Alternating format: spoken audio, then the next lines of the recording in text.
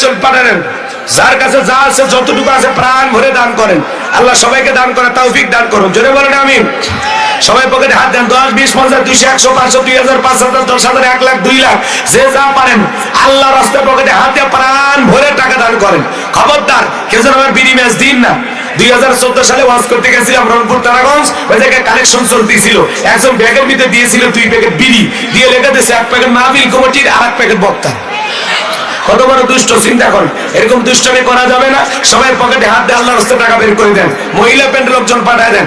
আমার মা বোন যারা বসে আছেন, মা আমি জানি আপনাদের হাতে রান্না যেমন ভালো, মনটা তার সাথে বেশি ভালো।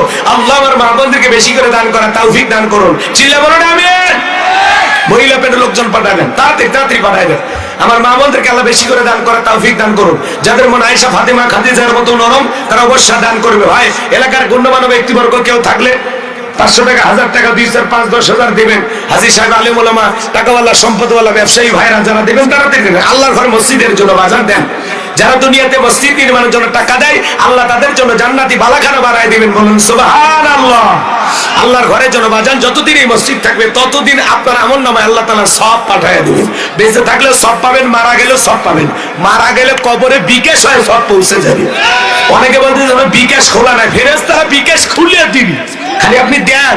আসেন টাকা দেন, তার কাছে যা আছে তাড়াতাড়ি দেন। ওয়ামিম্মা রাযাকনাহুম ইনফিকুন। আল্লাহ বলে আমি যে রিজিক। ছোটবেলায় বাবার হাত ধরে আমরা মসজিদে গিয়েছিলাম, ইমাম সাহেবের কণ্ঠে সূরা ফাতিহা শুনেছিলাম। আজকে আপনার বয়স 50-60 বছর হয়ে গেছে। যারা 5 ওয়াক্ত সালাত নিয়মিত আদায় করে, কমপক্ষে দিনের মধ্যে 40 বার সূরা ফাতিহা পাঠ করতে হয়। তাহলে 50-60 বছরে কতবার পাঠ করেছে চিন্তা করেন। এতবার পড়ার পরে কোন মানুষ কি বিরক্ত হয়ে বলেছে না 50 বছর সূরা ফাতিহা দিয়ে পড়ছি, কাল থেকে সূরা ইখলাস দিয়ে শুরু করব? কেউ বলেছে? ভাই একটু কথা বলেন না ভাই। কোন ইমাম সাহেব কি বলেছে যে 25 বছর সূরা ইখলাস, সূরা ফাতিহা দিয়ে শুরু করেছি, আগামীকাল মাগরিব থেকে সূরা ইখলাস দিয়ে শুরু করব? হুজুর যদি ডাইরেক্ট সূরা ফাতিহা বাদ দিয়ে ইখলাস দিয়ে শুরু করে, কুল হুয়াল্লাহু আহাদ, আপনারা পিছন থেকে কি বলবেন? আল্লাহু আকবার। হুজুর আগে সূরা ফাতিহা পড়েন, এরপরে অন্য সূরা ধরেন। আর যে হুজুর সূরা ফাতিহা ছাড়া নামাজ পড়াইতে চায়, বিনা বেতনে চাকরি করলেও ওই ইমামের পিছনে নামাজ পড়ব না। সেই বলে ট্যাগ লাগাইতে চায়। এজন্য আমরা পরিষ্কার ভাবে বলবো, রাজাকার রাজাকার, খেলার দিন শেষ। এগুলো আর খায় না, এগুলো আর চলবে না। কথা বল ঠিক কিনা? আগামীতে যদি আবারও কেউ নতুন করে রাজাকারের ট্যাগ লাগাইয়া রাজাকারকে টানকাট হিসেবে ব্যবহার করে এই দেশের সোনার মানুষ ওলামায়ে কিরামদের দিকে বাঁকা চোখে তাকায়, এই জাতির মানুষ উচিত জবাব দেবে। কথা বলে ঠিক কিনা? রাজাকার রাজাকার বলে আর লাভ হবে না। কিসের রাজাকার বলেন? আমাদের পরিচয় আমরা বাংলাদেশী। আমরা বিমানের তলা ফেটে পড়ি নাই, আমরা তিস্তা নদীর পানি দিয়ে কচুরি পানার মতো ভেসে আসি নাই। আমরা এই দেশের ভাড়াটিয়া না, আমরা এই দেশের নাগরিক। আলেমদেরকে বেইজ্জত করতে যারা চাইবে, লাঞ্ছিত যারা করতে চাইবে, মনে রাখবেন ওই সমস্ত বেঈমানদের দাঁত ভাঙা জবাব দেওয়ার জন্য কারা কারা প্রস্তুত? হাত তুলে দেখা। লিল্লাহি তাকবীর। আলেমদের ভুল ধরবে আলেমেরা। কোন ভ্যানওয়ালা যদি বলে বিমানের পাইলটের বিমান চালান ভালো হচ্ছে না, মানা যায়। আর সাধারণ একটা মানুষ যদি যায় ডাক্তারকে বলে, ভাই আপনি যেভাবে অপারেশন করতেছেন এটা ভালো হচ্ছে না, ডাক্তারের ভুল ধরবে ডাক্তার, পাইলটের ভুল ধরবে পাইলট, আলেমের ভুল ধরবে আলেম। কথা বলে না তো মাঝখানে আপনারা কি বোঝেন? মানুষকে একটু কোরআন সুন্নাহর দিকে ডাকলেই আল্লাহর জমিনে আল্লাহর দ্বীনকে প্রতিষ্ঠিত হবে, কোরআনের আইন বিধান প্রতিষ্ঠিত করতে হবে। আপনাদের কাছে কি মনে হয় এটা খালি গতানুগতিক একটা ধর্মীয় বই, ধর্মীয় কিতাব? কথা বলেন না কেন? এটা হলো মানব জাতির সংবিধান, তিবিয়ানান লিকুল্লি শাই। মানব জীবন পরিচালনা করার জন্য রান্নাঘর থেকে পার্লামেন্ট পর্যন্ত যত নিয়ম নীতি দরকার সব আল্লাহ তাআলা দিয়েছেন। আল্লাহু আকবার বলেন। কোরআন হলো মুসলমানদের সংবিধান। আজকে যারা সমালোচনা করতেছেন মনে রাখবেন, একদিন তামাম পৃথিবীর নেতৃত্ব দেবে মুসলমানেরা, আর তার সংবিধান হবে আল কোরআন। তামাম পৃথিবীতে এমন একদিন শান্তি প্রতিষ্ঠিত হবে, কোথাও চুরি থাকবে না, দুর্নীতি থাকবে না, ছিনতাই থাকবে না, ডাকাতি থাকবে না। পুরো পৃথিবীর কর্তৃত্ব, রাজত্ব, পাওয়ার, ক্ষমতা আসবে মুসলমানদের হাতে। আল্লাহু আকবার। আমরা স্বপ্ন দেখি। কি দেখি বলেন? যারা বলেন কি দেখি? স্বপ্ন দেখি। পুরো পৃথিবীর নেতৃত্ব দিবে মুসলমানেরা, আর তার সংবিধান হবে কি? আল কোরআন। মনে থাকবে তো ইনশাআল্লাহ? এটা শুধুমাত্র একটি কিতাব বা বই না, এটা হলো মানব জাতির সংবিধান। সকল ধর্মের মানুষের কথাই কোরআনের ভিতরে আছে না? কার সাথে কি আচরণ করতে হবে, জায়গা জমির ভাগ বন্টনের কথা আছে না? আত্মীয় স্বজনের ভাগের কথা আছে না? চুরি যদি চুরি করে তার আইন আছে না? জিনা করলে তার শাস্তি আছে না? কি চান আসেন না? আপনারা যারা বোঝেন না, আমাদেরকে নিয়ে উল্টাপাল্টা মন্তব্য করেন, জালেমেরা ওয়াজ মাহফিলে যা রাজনীতি করে, একটু দয়া করে আসেন না ভাই, এক জায়গায় বসে একটা সেমিনার করি, কথা বলি।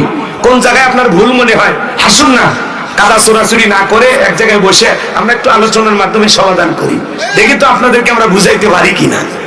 এখানে সেখানে মাইক ধরে বেকাতারা কথা বললেন না, এতে হিতে বিপরীত হয়ে যাবে। কথা বলেন ঠিক কিনা? আমার ভাইয়েরা চলুন সামনের দিকে যাই বাজান গো আমার।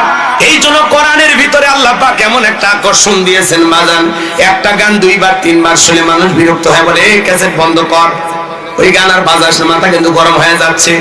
কথা বলেন ঠিক কিনা? কিন্তু কোরআনের ভিতরে আল্লাহ তাআলা এমন একটা মধু, এমন একটা আকর্ষণ দিয়েছেন, কিয়ামত পর্যন্ত মুসলমানের কাছে কোরআন কখনো বিরক্ত লাগবে না, খারাপ লাগবে না। চিৎকার মেরে বলুন আল্লাহু আকবার। যার কণ্ঠ যত ভালো, তার কণ্ঠ দিয়ে কোরআন শুনতে তত বেশি মধুর লাগে। আল্লাহু আকবার। আল্লাহ রাব্বুল আলামিন বলেন, ইন্না আ'তাইনাকাল কাউসার। আল্লাহু আকবার। আমার আল্লাহ তাআলা ডেকে বলেন, অবশ্যই আমি আল্লাহ পাক আপনাকে হাউজে কাউসার দান করেছি। ইন্না আ'তাইনাকাল কাউসার, নিশ্চয়ই আমি আল্লাহ পাক আপনাকে হাউজে কাউসার দান করেছি। পৃথিবীর অন্য কোন পয়গম্বরকে আল্লাহ পাক হাউজে কাউসার দান করেন নাই। আপনারা আমার নবীকে আল্লাহ পাক হাউজে কাউসার দান করেছেন, হাউজে কাউসার গিফট করেছেন। এই হাউজে কাউসারের পানি মধুর চাইতে মিষ্টি, দুধের মতো সাদা, পানির চাইতে ক্লিয়ার। ওই কঠিন কিয়ামতের ময়দানে যেদিন বিচার দিবস কায়েম হয়ে যাবে, বিচার দিবসের একদিন হবে 50,000 বছরের সমান। ওই কঠিন কিয়ামতের ময়দানে যেদিন সূর্য সোহাগ মাথার উপরে চলে আসবে, যেদিন জমিন হবে তামার জমিন, পাহাড় পর্বত নদী নালা খাল বিল বিল্ডিং ইমারত কোনো কিছু থাকবে না।